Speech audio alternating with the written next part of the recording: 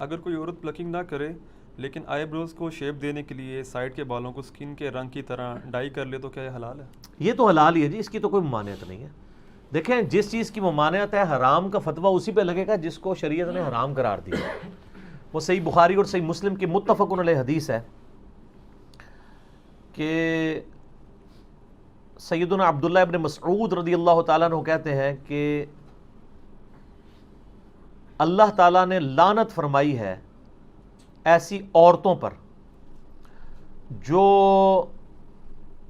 گدواتی ہیں یعنی ٹیٹو بناتی ہیں، یعنی جسم میں کھدائی کرا کے سیاہی ڈال کے نشان بنانا، جس طرح کئی فٹ بالرز نے بنائے ہوتے ہیں اور افریقن لوگوں نے، آپ نے دیکھا نا، انہوں نے ٹیٹو بنائے ہوتے ہیں۔ یہاں پہ بھی لوگ یہاں پہ بنوا لیتے ہیں ٹیٹو اس طریقے سے۔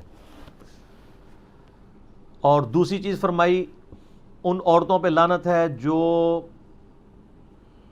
چہرے کے بال اکھاڑتی ہیں۔ ظاہر ہے اب چہرے میں ایک ہی بال ہیں جو عورت اکھاڑے گی تو لعنت ہے، اور وہ یہی والے بال ہیں، کیونکہ یہ بال اور یہ بال تو اس کے اگتے نہیں ہیں، اور اگر یہ بال اگ آئیں تو اس میں عورت پہ واجب ہے کہ یہ بال اکھاڑے گی۔ اس پہ پھر دوسری حدیث اپلائی ہو جائے گی، بخاری اور مسلم میں حدیث ہے، ان عورتوں پہ لعنت جو مردوں کی مشابہت کرتی ہیں، اور ان مردوں پہ لعنت جو عورتوں کی مشابہت کرتے ہیں۔ تو چونکہ عورت کی اب داڑھی نہیں ہوتی، تو اگر اس کی داڑھی نکل آئے تو اب اس کے لیے ضروری ہے کہ اس کو اکھاڑے، یا اس کے لیے ایسی کریم استعمال کرے کہ وہ بال جھڑ جائیں تاکہ اس کی مردوں سے مشابہت نہ ہو۔ اور اسی میں امپلائڈ ہے کہ مرد نے داڑھی رکھنی ہے تاکہ اس کی عورتوں سے مشابہت نہ ہو، لباس میں بھی، گیٹ اپ میں بھی، ہر لحاظ سے۔ تو دوسری وہ عورت جو چہرے کے بال اکھاڑتی ہے، اور تیسری وہ عورت جو دانتوں میں گیپ بنواتی ہے خوبصورت دکھنے کے لیے، یعنی نبی علیہ السلام کے مبارک زمانے میں یہ سارے معاملات چلتے تھے۔ یہ حدیث عبداللہ ابن مسعود نے بیان کی، بخاری مسلم دونوں میں آتا ہے۔ تو ایک عورت ان کے پاس حاضر ہوئی، اس نے کہا کہ میں نے سنا ہے کہ آپ یہ کہتے ہیں کہ اللہ نے لعنت فرمائی ہے ایسی عورتوں کے اوپر، تو میں نے تو پورا قرآن پڑھا ہے، مجھے تو کہیں نہیں ملا یہ چیز۔ ہائے ہائے ہائے ہائے، سر وہ پاکستانی عورت نہیں سی نا عاشق رسول، جو نہ دی عاشق رسول، نہ قرآن پڑھا نہ حدیث پڑھا، عاشق رسول۔ اس نے واقعی قرآن پڑھا تھا، اس کا بہت بڑا کلیم تھا۔ ہمارے تو حکمرانوں کا یہ حال ہے کہ قرآن کو حدیث کہہ کے، حدیث کو قرآن کہہ کے بیان کر رہے ہوتے ہیں، اور کئی چیزیں قرآن حدیث میں ہوتی نہیں ہیں اور وہ کہتے ہیں اللہ نے فرمایا ہے۔ ٹھیک ہے، میں آپ کو سائملٹینیس کنٹراسٹ بتا رہا ہوں۔ اور اس عورت نے آ کے صحابی کو کہا کہ جی میں نے قرآن پورا پڑھا، اس میں تو کہیں نہیں لکھا ہوا۔ تو انہوں نے فرمایا تم نے قرآن غور سے نہیں پڑھا، قرآن میں کیا تم نے یہ آیت نہیں پڑھی، وما آتاکم الرسول فخذوہ وما نہاکم عنہ فانتہوا، جو رسول اللہ دیں وہ لے لو، اور جس سے رسول اللہ صلی اللہ علیہ وسلم روک دیں اس سے رک جاؤ۔ حالانکہ یہ آیت تعویل خاص کے اعتبار سے مال غنیمت کے بارے میں تھی، لیکن سیدنا عبداللہ بن مسعود رضی اللہ تعالیٰ نے اسے جنرلائز کیا۔ تو انہوں نے کہا یہ آیت پڑھی ہے نا، تو میں نے رسول اللہ صلی اللہ علیہ وسلم سے خود سنا ہے کہ ان عورتوں پہ لعنت جو یہ تین کام کرتی ہیں، تو گویا اللہ ہی نے لعنت کی ہے نا۔ جب رسول اللہ صلی اللہ علیہ وسلم کوئی بات دے رہے ہیں، وہ اپنی مرضی سے تو نہیں دے رہے، نبی شریعت ساز تو نہیں ہوتا، شریعت تو اللہ کی بنائی ہوتی ہے، نبی تو اللہ کے اذن سے وہ شریعت پبلک تک پہنچا رہا ہوتا ہے۔ تو اس عورت نے آگے سے کہا کہ آپ کی بیوی بھی یہی کرتی ہے۔ یہ آخری حال ہوتا ہے نا کسی کے بارے میں، آپ پرسنل اٹیک۔ تو آج بھی اگر کوئی آپ پہ پرسنل اٹیک کرے تو غصے نہ ہوا کرے، کرنے دیں، کیا فرق پڑتا ہے؟ صحابہ کرام پہ بھی لوگوں نے کیا، اور نیکوکار لوگوں نے کیا، یہ نیکوکاری تھی نا عورت۔ تو انہوں نے آگے سے کوئی غصہ نہیں کھایا، انہوں نے کہا جاؤ اندر میری بیوی کو دیکھ لو جا کے۔ ان کا تمہاری بیوی بھی ایسے ہی کرتی ہے نا، یعنی وہ بھی پلکنگ کرتی ہے۔ تو وہ اندر گئیں وہ، اور واپس آئیں تو شرمندہ تھی، انہوں نے کہا نہیں آپ کی بیوی ایسا نہیں کرتی۔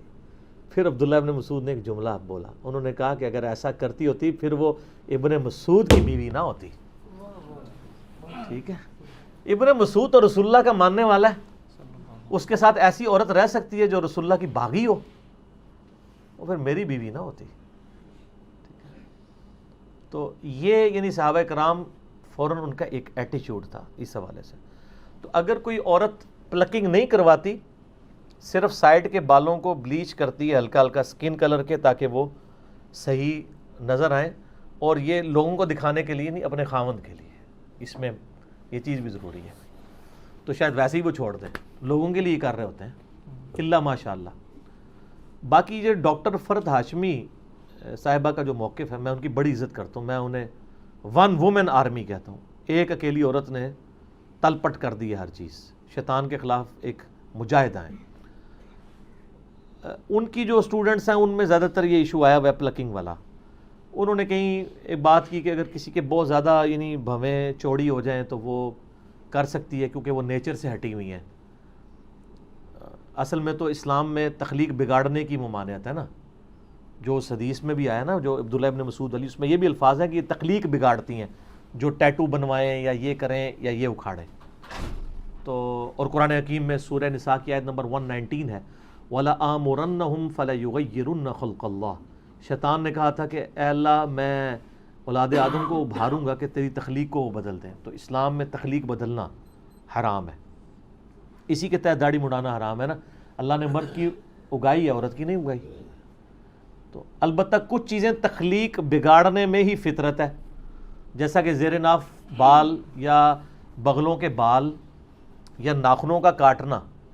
اب یہ اللہ کی تخلیق کو آپ بگاڑ رہے ہیں، لیکن یہ فطرت ہے. یہاں پہ اس کو بگاڑنا فطرت ہے، ختنہ کروانا بگاڑنا ہے، لیکن وہ فطرت ہے. اس کا حکم علیحدہ سے آ چکا ہے.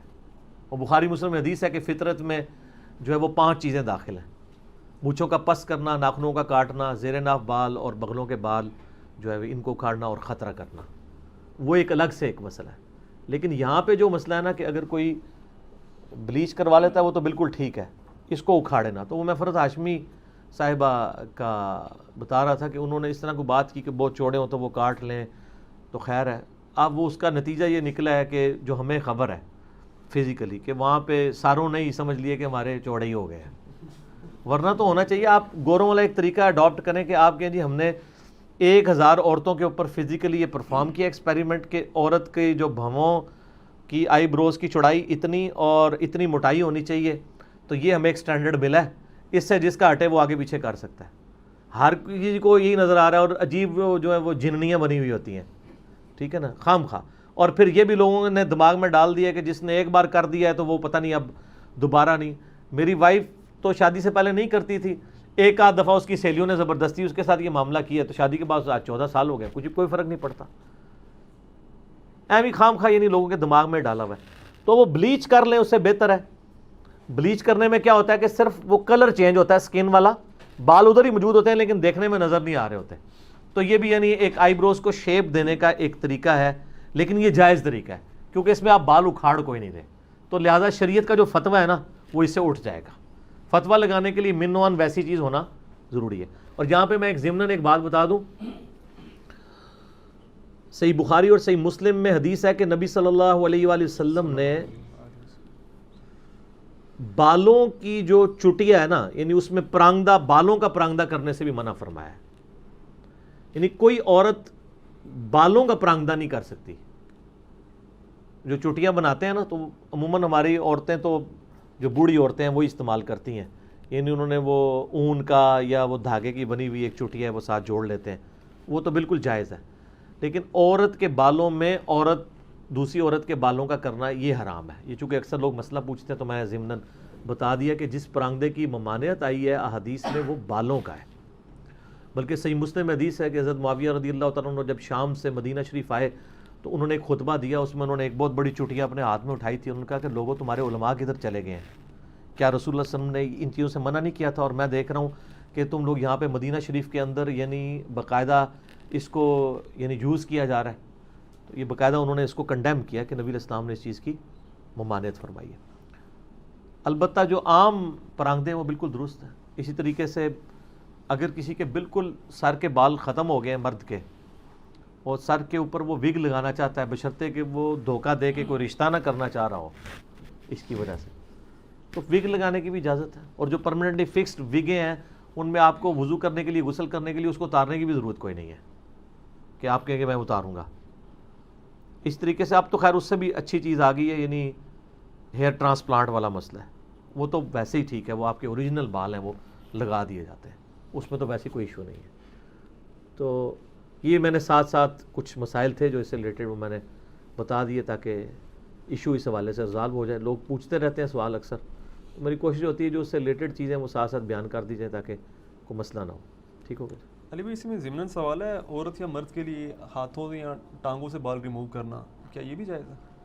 اس کی کوئی حرمت اس طریقے سے تو آئی نہیں ہے کہ کوئی کہے کہ ہاتھ اور بال یعنی پاؤں کے بال ریموو کرنے کی کوئی ممانعت ہو، لیکن اس کے ہم میڈیکلی تو نقصانات ہی دیکھ رہے ہیں.